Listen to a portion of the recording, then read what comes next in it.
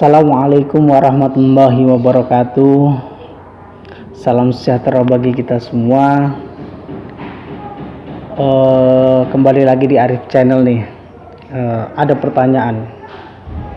Kali ini kita akan membahas tentang tanah.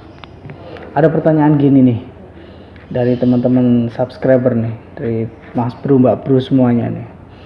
Bang, kalau misalkan nih saya punya tanah, terus kemudian dipagari oleh orang lain, digarap sama orang lain. Biasanya kalau di desa-desa itu kalau ada batas-batasnya itu melebihi masuk ke tanah kita. Kira-kira bagaimana hukumnya, Bang? Kita akan jelaskan, oke?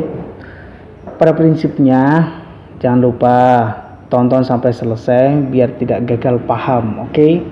Jangan lupa like, subscribe, comment, and share biar menjadi pengetahuan bagi kita semua. Kira-kira bagaimana hukumnya? Kita bahas. Biasanya itu di desa-desa nih, ya tadi misalkan ngasih pagar sampai kelewat batas, terus kemudian ya masuk, misalkan digarap, didirikan bangunan rumah. Kira-kira apa yang harus kita lakukan untuk kemudian sebenarnya itu tanah kita gitu loh. Bagaimana cara kita mengambilnya lagi gitu. Yang pertama yang harus diperhatikan adalah sebelum kita melakukan tindakan hukum, kita memang harusnya menempuh jalur hukum. Yang perlu diperhatikan pertama adalah kita harus mempunyai alas hak. Alas hak dalam hal kepemilikan tanah itu apa? Sertifikat. Jadi di dalam sertifikat itu ada surat ukur. Jadi batas-batas tanah kita itu sampai di mana? Oh, batasnya ini. Baru kemudian dengan alas hak itu kita bisa melaporkan ke polisi.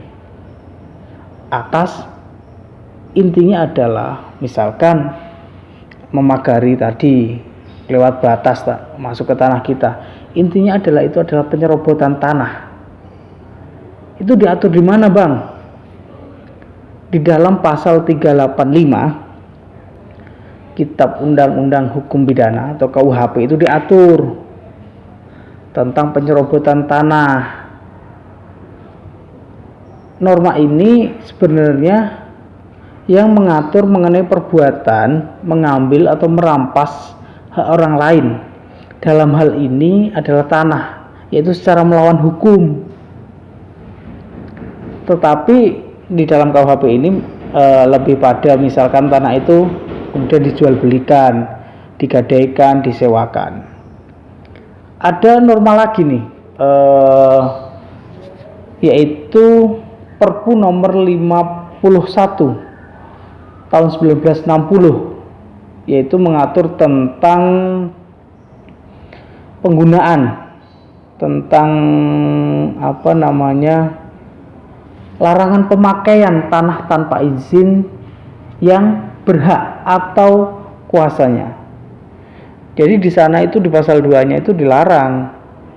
Larangannya itu tidak boleh misalkan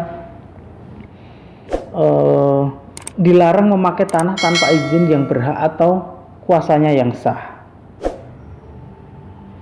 Jadi kira-kira bagaimana kalau kemudian kita melaporkan? Kalau menurut Perpu ini pidananya yaitu adalah 3 bulan kurungan dan denda berapa coba? 500 rupiah. 500 rupiah itu dulu. Kalau sekarang berarti dikalikan 1000. Makanya ketika kemudian kita mempunyai tanah, Kalau kemudian kita mempunyai tanah, kita mempunyai alas hak, kita punya bukti kepemilikan tanah yang sah, yaitu adalah sertifikat. Jadi di dalam sertifikat itu kita ada surat ukurnya. Jadi batas-batas tanah kita, samping kiri, kanan, utara, ya kan? Itu jelas. Makanya sampai kalau kemudian ada orang yang menyerobot, kita bisa laporkan ke kepolisian kaitannya dengan penyerobotan tanah, yaitu secara melawan hukum. Pertanyaannya, kalau kemudian kalau kita nggak punya sertifikat, Bang, tapi kita menggunakan tanah itu, kita rawat tanah itu, kita garap tanah itu, berarti tanah itu hidup. Itu sebenarnya juga bisa menjadikan dasar. Yang terpenting adalah untuk kaitan dengan tanah itu harus dicari rawinya, riwayat tanah itu dari mana. Pasti di desa itu ada riwayat tanahnya. Oh, jual beli ini, kemudian berpindah tangan ke ini. Misalkan tanah itu hidup, dibuktikan dengan apa? Ya PBB tadi. Tanah Girik namanya. Girik letter C itu di kelurahan ada semua. Makanya kita kalau kemudian mau melihat, semuanya ada di kelurahan. Tapi yang paling penting harus punya alas hak yang kuat untuk kemudian membuktikan itu benar-benar tanah kita. Dan tadi kita bisa melapor kaitannya dengan penyerobotan hak tanah secara melawan hukum.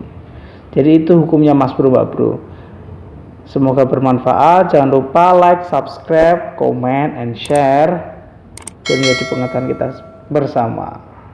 Dukung terus channel ini biar Mimin nih sering-sering upload hal-hal yang semoga bermanfaat. Kita ingat khairun nas anfa'uhum linnas. Terima kasih. Wassalamualaikum warahmatullahi wabarakatuh.